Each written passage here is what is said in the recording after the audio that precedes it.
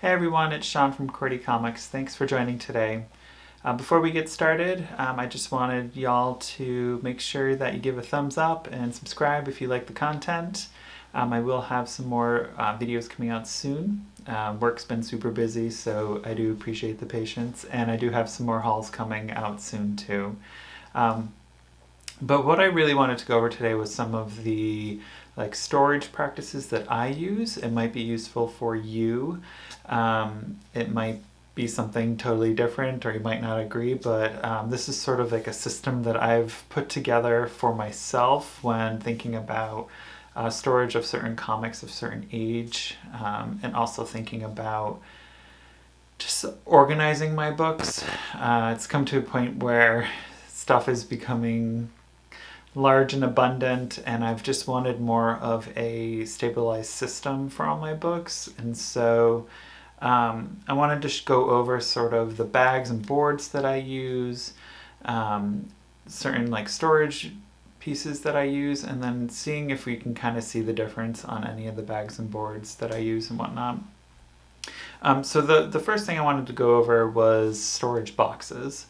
For a long time I was using those cardboard boxes, and they have a time and place for them. I still have some that I use for books that aren't going to stay in my collection for long, so stuff I either have on on eBay for sale, or just in a box where I don't see them as a permanent collection, or I just bought it on a whim and maybe I don't like it, so I put the books in there. But what I have been using for a couple of years now is the BCW Comics Storage Bins, the archival plastic. So these come in short and long for standard comics, and then you can also get them for graded comics as well too. And so I mostly have been purchasing the short ones because, as we all know, long storage boxes are really heavy and also really hard to get around. I do have two long ones. I might sell them down the line, I'm not sure, but for now they seem to house books that I don't really look at or need to really move around too often. So I'm mostly using the short boxes. So the thing I do love about them is that it has this, you can see it has this little lock system here, and then it has a fold that opens up, and then all your books just kind of go in here. You can get these dividers to put in there, so I believe it only comes with 2 or 1 per box, and so you can stick them in here and then separate your books if you needed to. It does hold everything up into sort of the plastic, oh god, I'm forgetting what they're called now. These things, these thick plastic ones. And I haven't had any problems with them. Some people have said that they're really hard to put together. I haven't had an issue, and they lock up pretty well, and there is a spot in the front where you can put some labels or slip in a piece of paper there, which I find really useful. I use a label maker on mine, and you can store them about 5 high, and so I have my little storage spot over here with my comics, and I have them 5 high and haven't seen any issues with them. There's little grooves on the top and the bottom of the bins that they just kind of lock in, and then the storage is perfectly fine to go on top of them. I feel like that is so much better than the cardboard boxes, because I feel like they mold and rip, and also the beginnings of them, there's always that fold in of the cardboard that always sticks into the box, and I feel like you have to put something in the front and the back so the books don't get damaged. So I've always liked these BCW boxes, and you can find them online at your local comic book store, and it's it's night and day. And so what I also use inside of them is just the comic book dividers themselves between titles. And again, I use a label maker to distinguish the books that are there. And I usually do it by the book title. If it's a different volume and whatnot, I'll put the volume number as well. And then I put them in alphabetical order.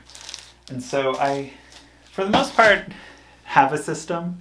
Some of it's a little messed up, some of it's a little more like, oh, where does this go? But in my mind, there's a system, so it seems to work for me. I think most of it is the room I'm in is a little bit small, so it's a little bit harder to put everything together.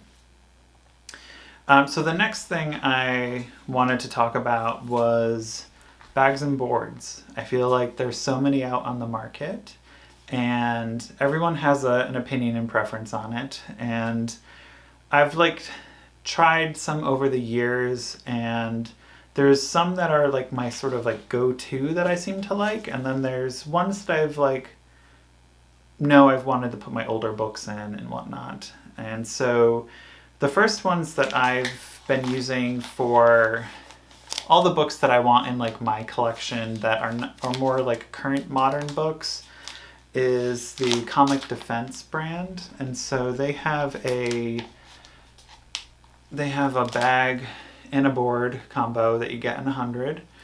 The thing I've been enjoying about these is that it's a 3mm plastic, and so it's on the thicker side, and I feel like it just holds the book nicely in its spot, and you can actually touch the comic within the bag, and it just doesn't feel like you're really attacking the book in any way.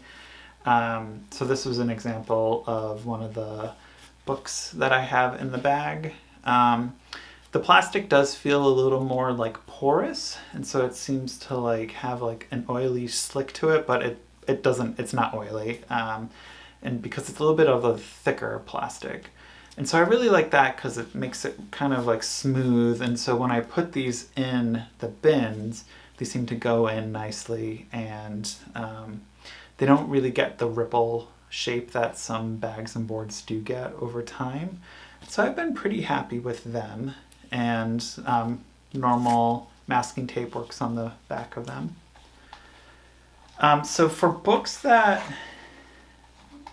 I'm unsure about wanting to collect, but at the same time I want them to be stored nicely, I've been using BCW has a 2mm plastic bag and board that I've been using, and I've been pretty happy with them, mostly because the board and bag itself are very flush at the top, so there's no fold over, so it makes having a nice sharp edge around the whole book, and again that goes in the box pretty well. The thing I do like about this brand is, compared to the Comic Defense, is it's a clearer plastic, so it presents really well. So if I'm photographing stuff, it seems to present, versus this tends to have a little bit more of a matte finish to it, and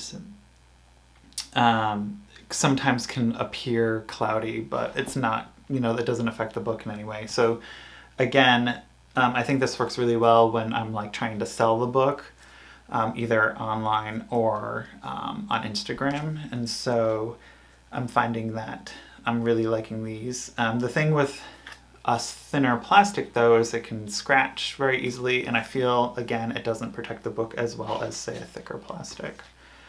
I guess the other question you might be asking is, the board and bag seem a little bit bigger than the book, and that's something it's become more of a preference for me.